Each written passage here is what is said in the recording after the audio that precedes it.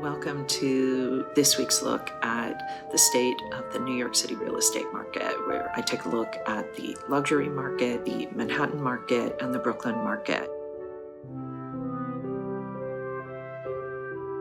I do it because I want you to be informed. It never hurts when you're a consumer to be informed. Welcome to this week's look at the state of the New York City real estate market. This is for the week of March 6th through the 13th. As always, I will be bringing you the very latest news on what is happening here in the New York City real estate market, everything from the luxury market to the Manhattan market to the Brooklyn market. And before we get started, I just want to thank two invaluable sources for their research. The Olshan Market Report, which focuses on the luxury market, and the Urban Digs Report, which focuses on the Manhattan and the Brooklyn markets at all price points market-wide. As I said, their information helps me to help you. Okay, let's get started. What happened last week in the Manhattan market for properties that were priced at $4 million and above? There were 36 contracts signed last week at $4 million and above. That is the largest total, weekly total of the year. It's the largest total actually since last May, when 39 contracts were signed. Condos outsold co-ops 25-8, and there was one condop and two townhouses in the mix. So at 36 contracts, that is 5 more than we had last week. So what does this mean? Well, we're going to have to keep an eye on it and see. But for right now, what it is strongly suggesting, as with the entire Manhattan and the Brooklyn market, we are starting to see a real rise in contract activity. We're going to talk more about that as we go along. But right now, we're going to take a look at the number one luxury contract that was signed last week. It was the TRIPLEX at 165 Charles Street. It was asking $37 million. The seller, interestingly, is Alexis Stewart, the daughter of lifestyle mogul Martha Stewart. This condo started out in February 2019 at an asking price of $53 million. So obviously they've made some adjustments since then, but it looks like they finally have found their buyer. A little bit about this unit. There were 4 units on the 12th, 14th, and 15th floor. There's no 13th floor. And these units were combined to form the triplex. The units were purchased between 2006 and 2007 for a total of just a little over $35 million. This unit is over 9,600 square feet. It includes 6 bedrooms, 6 bathrooms, 3 powder rooms, and 4 terraces that total 600 square feet. It has spectacular Hudson River views from all the floors, and the amenities in this building include doorman, a fitness center, a screening room, and a 50-foot pool. The number 2 contract was 10 and 11A at 133 East 80th Street. It was asking almost $14 million. This is a co-op. It is a duplex, and it was originally listed back in March of 2022 for almost $17 million, and it was taken off the market at the end of June. When it was relisted, they adjusted the price at the end of last month by $2.755 million, and that seems to have worked wonders because it is now in contract. The unit has 5 bedrooms, 5 bathrooms, 2 powder rooms. The downstairs has a living room and a library. They both have fireplaces. There's a formal dining room, there's an eat-in kitchen and a staff room. Upstairs, private floor, that's where the bedrooms are. The sellers purchased the unit for a little over $10 million back in 2012, and they renovated it pretty extensively. This co-op board allows 50% financing, and the amenities include doormen and storage. Now we're going to take a look at the stats for the luxury market. For last week, the total weekly asking price sales volume, 268,997,500. The average asking price, 7,472,153. The median asking price, $5,872,500. The average discount from original ask to last asking price, 15%. It's interesting, last week it was about 12%, and previously we saw it a little lower than that, around 10%. Not sure if this is really a trend, but interesting to note and to keep an eye on it. The average days on market is 691. Okay, that's it for this week's look at the luxury market. If you have any questions, please post them below. Feel free to subscribe to my channel if this kind of information is helpful to you. And as always, feel free to share these videos with someone you think might benefit from the information. Okay, let's take a look now at what happened in Manhattan. We're seeing that the supply and the demand are rising. We're going to start by taking a look at this 1 week chart for the supply and the contract signed and the off-market properties for Manhattan. We see that last week, 423 properties came on the market.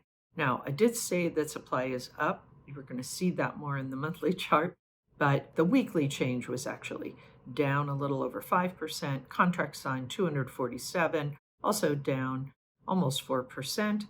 And the off-market properties also kind of took a big drop, almost 16%. 136 properties came off the market. If we take a look at the 1 month view, we can see a different story. This gives us a much broader view. 1,572 properties came on the market last month in Manhattan. That is up over 28%. Contract signed 993, up almost 56%. And the off-market properties dropped 494, down 2.2%. What does all this mean? When we look at the supply and the demand, we're going to take a look now at this market pulse chart. This shows us whether we are in a buyer's market, a seller's market, or in a neutral market. And in Manhattan, you can see that we have moved into a neutral market. So this market is a little more in balance because the supply and the demand are more in balance. If we look at this Manhattan liquidity pace chart, we see kind of a 30-day activity here for Manhattan, and we see that we're moving up in terms of liquidity, from neutral liquidity, kind of moving up and just about into high liquidity. Here, as always, I am sharing with you the detailed charts for Manhattan, the supply, the pending sales, days on market, monthly closed sales, off market, et cetera, et cetera. This is really useful, I think, to buyers and sellers who are active in this market. They really want to know exactly what's happening so that they can make informed decisions. If we take a look now at the supply chart, we can see that the Manhattan inventory is on the rise. Seems to be fairly steepening pace. The demand, we also see the pending sales are climbing. We have a little ways to go, but we're definitely seeing an uptick, and it is definitely keeping pace with the supply. So we see the weekly new listings at over 400. This is the second week in a row that we're seeing this. It's good for us to be keeping an eye because we are seeing this kind of sudden increase over the last couple of weeks. And we see in the contract signed, we have exceeded 200 in the week for the second time in a row. And it is suggesting a healthy, active market at this moment in time. I thought I might share this mortgage rates and market action chart with you. We're not really seeing that the mortgage rates are any indicator of how the market activity is going. The higher rates are not necessarily leading to a slower market, as you can see in the chart. There are some indicators here that would strongly suggest two things. One, to buyers, and it's not really a new message. I've been saying this for a little while now, that as we're watching things, as it seems that we have come to the end of the market correction from last year, and we're starting to see uptick in contract activity, meaning more buyers are in the market and making offers. And we're not seeing a huge amount of inventory coming on the market that would be outpacing the demand. It is very likely a signal to buyers: get your deal done in this market. This is when you will likely have the least competition. Now, if you're a buyer who is not really in any hurry and or you haven't found anything that you've liked, I still believe that there will be opportunities for you in the coming months. But if you see something you like and you really want to get going, this could well be one of your best moments to have the kind of leverage that you want to have in terms of negotiability and maybe not quite as much competition as you might be facing down the road, meaning more buyers competing for the property you want. As how this market is affecting sellers, we are not seeing huge negotiability, and that's the good news for sellers. Also, we're not seeing a glut of inventory and not so many buyers. That's also good news for sellers. However, if you've been on the market and you are not getting the offers that you want, look at your price, make an adjustment, get your deal done. What are you waiting for? March and April are the strongest months of the year for a seller to sell their property in New York City. So don't dilly-dally, make your adjustment and get your property sold. All right, that's it for this week's look at Manhattan. We're going to take a look now at what happened in Brooklyn.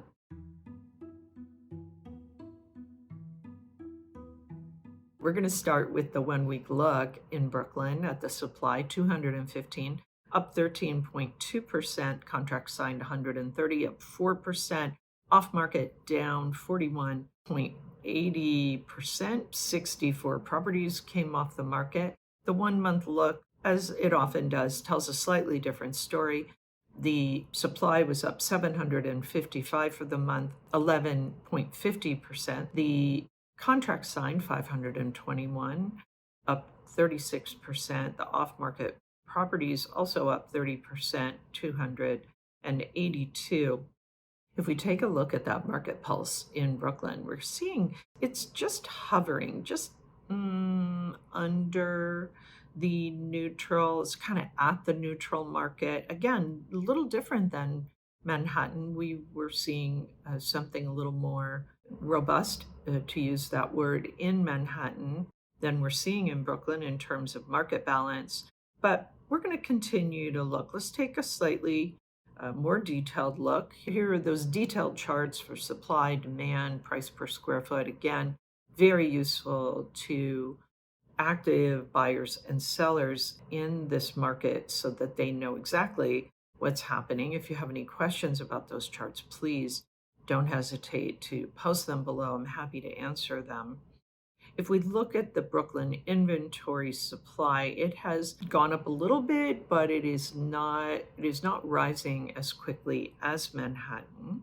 The demand, the sales are also kind of going up, but again, not as much as we're seeing in Manhattan. We are seeing an uptick in demand, just not as much. And in the weekly new listing supply, that is finally moving higher. So perhaps the Brooklyn market is, in terms of the spring market, is starting to wake up a little bit.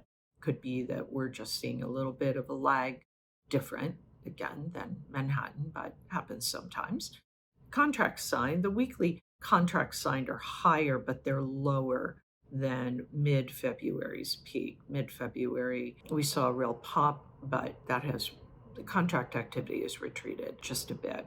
And if we look at the Brooklyn liquidity overall, as I said, after outperforming Manhattan for a very long time, if we look at the year-over-year percentage change of weekly contracts signed, it definitely suggests that Manhattan is now outperforming Brooklyn. So that is it for the Brooklyn market, and that is it for this week's look at the state of the New York City real estate market. Again, buyers, if you're a buyer or a seller, you may not want to wait to take action. Buyers, you've still got some leverage. You should take advantage of it. If you found something that you like, you should make your move now. If you have time and you want to wait, you can see what the rest of the year holds for you. For sellers, historically, March, April are our strongest months. So don't wait to get your deal done. Don't wait to make your decisions if you need to be making adjustments to better position yourself for this market. Do so now. Okay, that is it. Any questions? Let me know. I'll be back next week with more up to the minute news on what is happening in the New York City real estate market. In the meantime, take care.